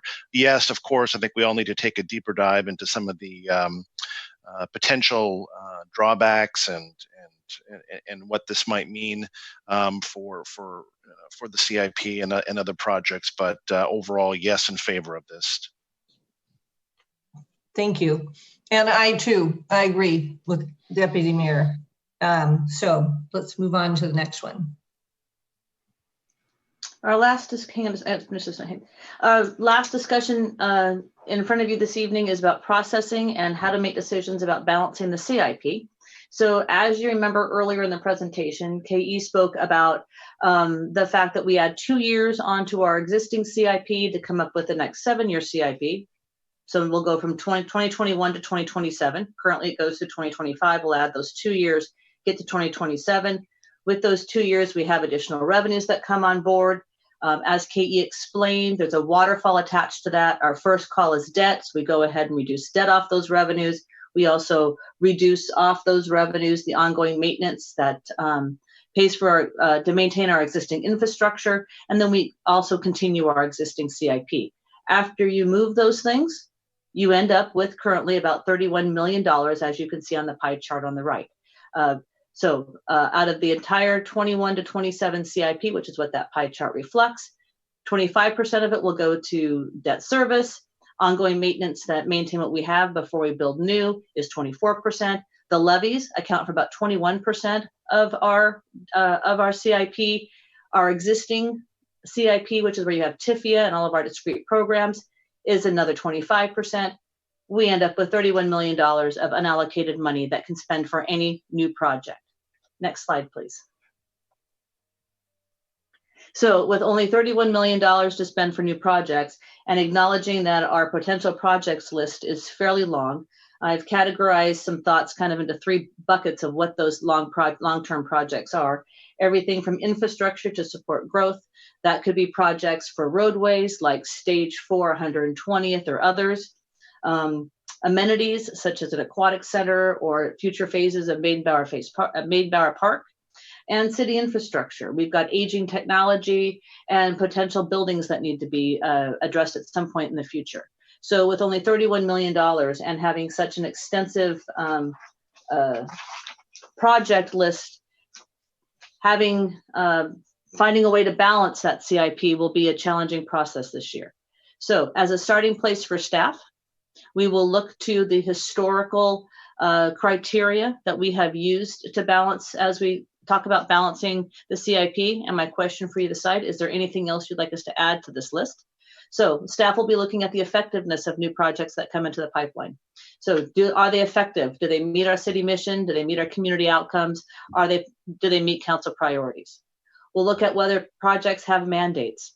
So do we have new laws or new requirements that need to be met? We'll look at financial factors, and this has quite a few areas to it, actually. We'll look at, if we invest in this project, does it leverage other funds? That way our dollar goes further. We'll look at cost versus benefit. We'll look at whether there's a whole series of costs that have already been spent, and now we just need to finish up whatever needs to get done. We'll look at, if we invest in this particular project, would we avoid costs? And we'll think about the overall stewardship, or the extent to which the project protects or leverages our existing investments. Another piece of criteria that we'll be using as we go to balance the CIP is timing and urgency. Is the project ready? Is it shovel ready? Is the design ready to go? Are there linkages to other high priority projects? So do we need to do this project in order to get something else done? And then of course, we'll look at scaling. We always need to look at what's the right level of service, and is this the right project at the right time?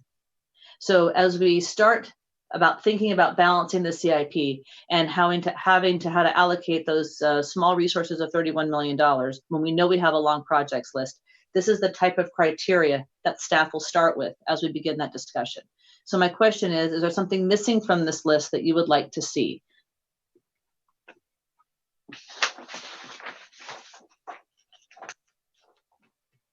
Mayor?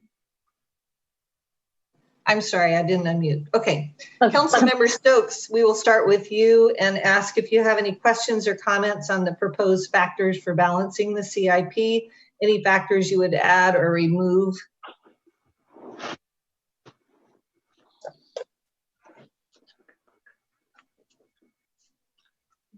Councilmember Stokes? I don't hear you yet.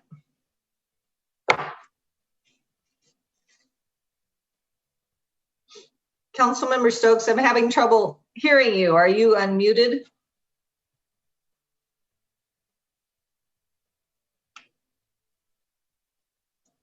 Okay. I'm here. Go ahead. Yeah, I'm fine with this. I think it's a good plan. I don't have anything to add to it. Okay, thank you. Councilmember Robertson. It's all the notes. One thing I might add, and it might be part of timing urgency, is ability to obtain grant funding. Because if we can get money for it, then we should probably do the little bit of work to make it ready for grant funding. Maybe it's how to leverage. Maybe that's under financial factors of leveraging under other funds. Mm-hmm. Do you think, Tony, that is included within these 5 categories?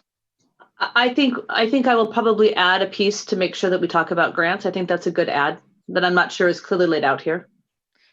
Okay, and then I guess one other thing, and this might go under effectiveness, is things that we can do that will really help the business community come back. If there's things that we can do, I would like to prioritize those. Whether they're small things like allowing more use of sidewalk space for outdoor dining, or larger spaces as in adding a light in a specific development area, that would help that development go, although they probably have to pay for that if it's part of the SEPA mitigation. But things like that I think would be helpful as well. Do you think that would be included within effectiveness? I do think that would be included in effectiveness, but I've made a note of it as well. Thank you. Okay, thank you. That's all I have to add. Okay, Councilmember Zahn. Yes, thank you. I think this list is very complete. The only things I might just ask a question about is leveraging partnerships. So maybe that's not completely the same as the grants. Is that part of this? So really looking at regional partnerships or partnering with the business community? Would you fit that somewhere, Tony? I think and I've made a note of that as well. So it might technically be included on the list, but we certainly can make a note of that. Okay, and then the other one is readiness, or it says project readiness, but I'm wondering about infrastructure, connectivity, resiliency. So really how we set ourselves up for future success. And I think that what we've certainly seen with COVID is that connectivity and infrastructure is really important. So I'd like us to have something within these, whether it's within one of the categories or a separate one, kind of that resilience, connectivity. Thank you very much. I've got that on the list. Thank you. Yep, thank you. Councilmember Lee, we're looking for questions or comments on the proposed factors for balancing the CIP. Are there any that you would add or remove? I'd like to add 2. Innovation, to address what the future norm is. Okay.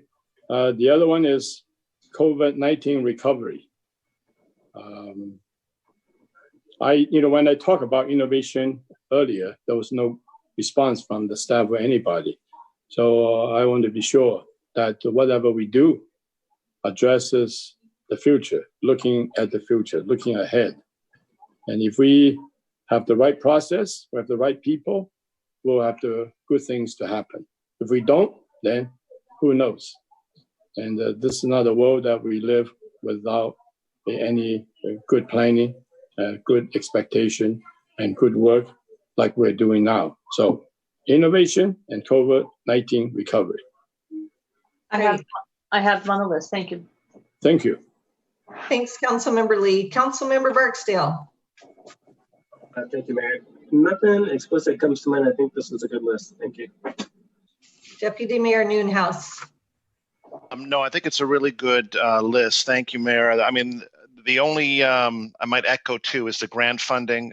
We've got that on the list. I think Councilmember Zahn makes a good point about the connectivity resiliency, and I kind of fold that in terms of supporting our local businesses, and that can mean anything from permitting to provide for more sidewalk space for restaurants to the importance of our technology sector here in Bellevue, and the connectivity resiliency is so important. The last thing that we could just not get into here, but always take a look at our reserves as well as a potential source of funding. That might be something that we might want to add to the list as well. So thank you. Great. So I said this in the general fund, I'll say it again. I think prioritizing revenue generating projects is great. And then I'd really like to, in this grant, in the financial factors, to look at if we can redo the terms of our TIFIA loan. We have 3 things we could lobby for at the federal level. One would be to turn that whole loan into a grant. The other one is to change the terms of the interest payments, and the other one's to remove the interest payments. And any one of those 3 would save us quite a bit of money over the 28-year repayment period of that loan. So if we can put that in as something to push for in this, I'd appreciate it. And the other thing is just looking at, are there any, I don't know if it's a policy change or if it's a permit change really, that we can do for small businesses. So for our restaurants, for example, we're allowing restaurants to seat people in their parking lots if they want to. And they had to apply for a permit to do that, but we made it easy for them to do so. And so anything innovative like that we can do to help our businesses get up to speed faster would be, I think, very helpful. So those are my comments. Thank you very much. I've got them on the list. I really appreciate the feedback. Thank you. It will help us produce a better product for you come the fall time. With that, Mayor, I think we just have a recap slide at the end. And just to make sure we've got the right direction from you, we were asking council for feedback in 3 areas. And with that, I will turn it back to you. Or would you like some more? No, I think, we've taken these areas and we've had a chance to discuss them and provide input. You're going to bring back the next step of this so that we can look at the details of how you're going to do this. I'm going to go back around and just make sure that there aren't any additional questions or comments. So, Councilmember Stokes.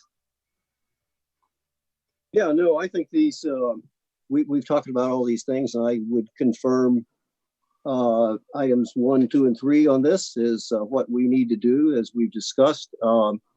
It's interesting, the last part we were looking at on the effectiveness mandates and those things for CIP, but we added some things in there that are really general fund also. So there's some good ideas there.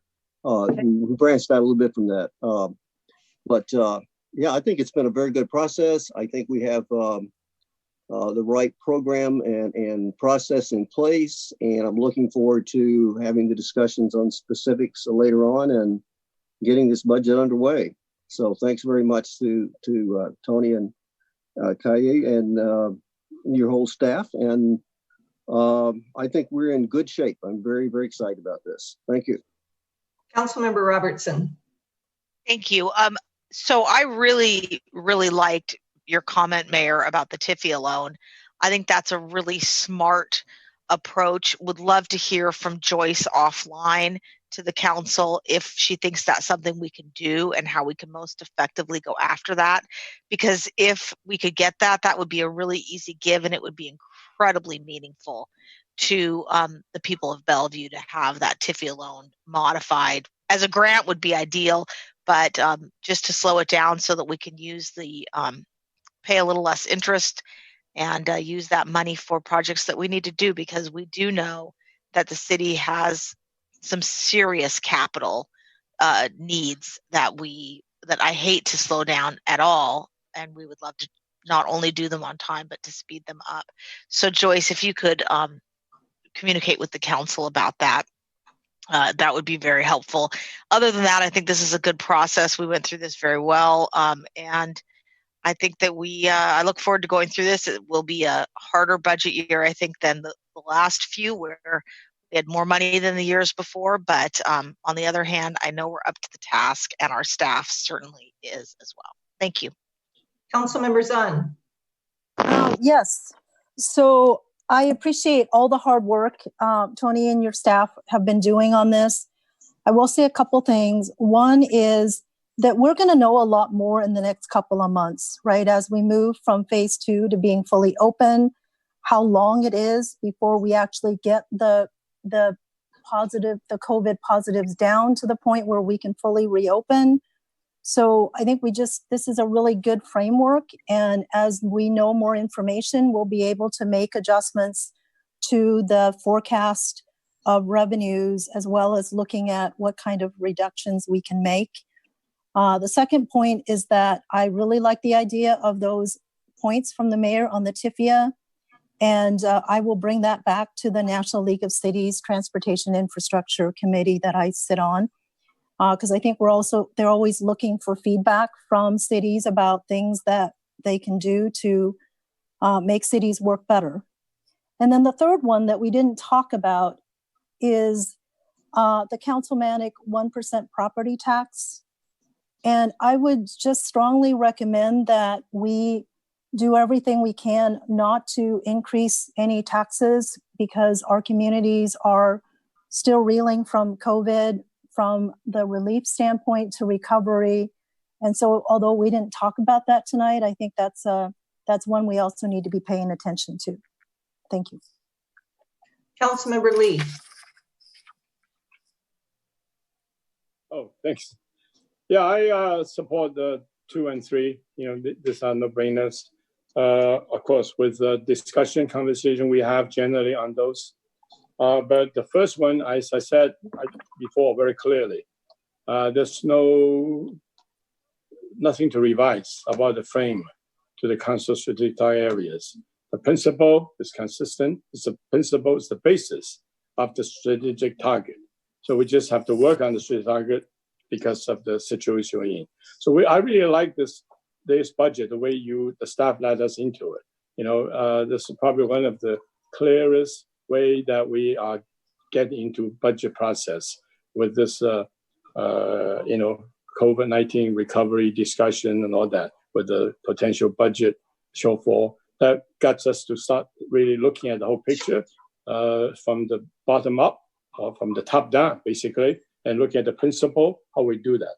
So to emphasize, one thing I want to mention again is the innovation bit. How do we look at adjusting to the future, looking ahead to the new norm? And we need to be creative, innovative as part of that. And also I want to mention, I support that looking at federal government support on infrastructure funding. This TIFIA, this grant, it's all part of the infrastructure funding.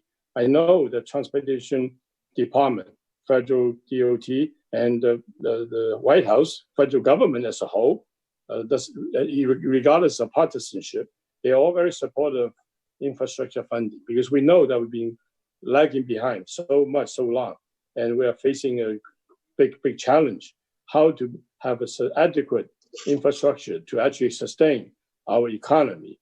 So it's important that we know that Transportation Department, in fact, our Transportation Department is already working with DOT on a number of projects. One is basically autonomous vehicle, utilizing 5G, utilizing artificial intelligence, and this relates to zero vision, zero to safety, relates to environment, relates to better use of energy. So all this is a part and parcel of this innovation that I'm talking about, and developing infrastructure that would actually provide the kind of quality of life that we're looking for to support the economy that we want to have in order to have a growth in the future. So that makes a lot of sense. So let's look at this overall vision, overall principle, and we have lots of pieces that we can work on NLC, this and that, but we have to start with ourselves. We start with ourselves directly, working with our partners. In this case, transportation, federal government DOT, and our own transportation department. Thank you. Take note. Thank you. Just make sure, sometimes if I don't say that, I miss that in the minutes. So it's mostly what I said, especially innovation, recovery process, plus people looking ahead, DOT infrastructure, funding, both from the state and from the federal government. In fact, these are, for the record, I think it's important to know, and I hope the staff take note, and I hope we have further discussion. Thank you. Okay, Councilmember Barksdale. Thank you. Thanks, Tony and Katie, and to you and your staff for all the work that you've done to help us understand what's going on with our budget and prepare for the upcoming decisions. Just curious, will we get a briefing on the performance and budget survey, or is that just something we take a look at once it's released? We can always come back. I can talk to the city clerk about doing a fuller briefing if that is of interest, but currently the top line is in your packet, and we will post the reports probably sometime during the month of July. I can work with the city clerk on anything further though. Okay, I think I would like the briefing, but I know that depending on if it fits into our calendar, otherwise I can pick it up with you all offline. Thank you. Okay, Deputy Mayor. Thank you, Mayor. No, good discussion. I too think we're on a good path here, and what I think about is that we're very fortunate to have council members that were on the council during the recession of 2009, 2010, as well as staff that is still with us that can help guide us and provide different scenarios and different ways to tackle this shortfall here. So I think we're overall in a very good place. And speaking of the three different scenarios, the rapid, moderate plus, Tony, I'm assuming that we are taking that 1% property tax in each of those scenarios. Is that correct, or is that not part of the scenario? Actually, it is part of the scenario. That's it's what I thought. Both 21 and 22. Okay, thank you for that clarification. I guess my only other thought is that we look at, as I think we've all discussed here, we're all quite bullish that Bellevue will come roaring back, and we'll do it in a fairly short period of time. However, we don't know. God forbid we see a situation like they're saying in Yakima, and they're on the cusp of falling back. If that were to happen, I think we would have to look at perhaps a second set of tactics here in terms of how we approach this budget. So I guess what I'm saying is we might have to look at a second scenario in addition to those three scenarios of things went even further south. What those tactics or deeper cuts might look like that we'd have to take a look at. So I'm sure you've thought of that already, but. And I would hate that we'd have to go that severe, but on the other hand, I would rather that we're prepared for that kind of scenario versus having not thought about it. But appreciate so much of your work, of your whole team to get this ready for presentation, and I look forward to continuing the discussion as we make our way to December on this budget. Thank you. Okay, Katie and Tony, you guys did a really nice job of presenting a pretty complex topic in a way that, was understandable, and we could give you good input. I really appreciate the input that my council members provided today. Very, very helpful, and I'm looking forward to seeing what you do with it. Thank you very much, Mayor. It's been a pleasure to be with you this evening. Okay, so those are our next steps, okay, in case we wanted to know. And I believe if you're done with your presentation, I believe we are done with our meeting. So I will adjourn. Thank you all very much.